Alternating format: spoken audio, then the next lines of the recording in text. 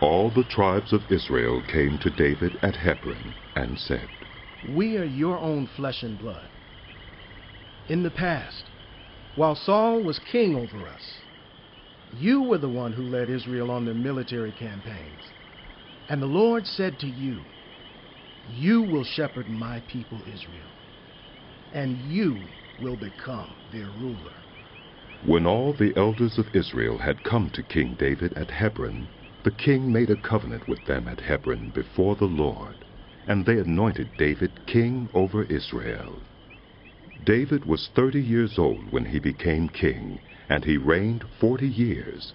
In Hebron he reigned over Judah 7 years and 6 months, and in Jerusalem he reigned over all Israel and Judah 33 years. The king and his men marched to Jerusalem to attack the Jebusites who lived there.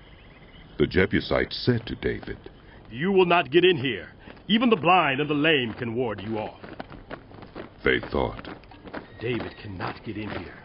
Nevertheless, David captured the fortress of Zion, which is the city of David. On that day, David had said, "Anyone who conquers the Jebusites will have to use the water shaft to reach those lame and blind who are David's enemies."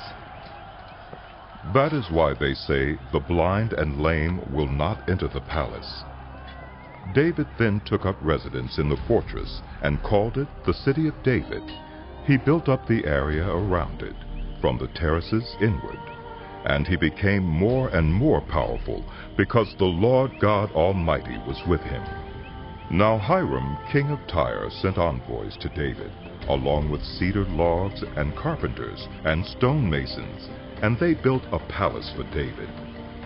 Then David knew that the Lord had established him as king over Israel, and had exalted his kingdom for the sake of his people Israel.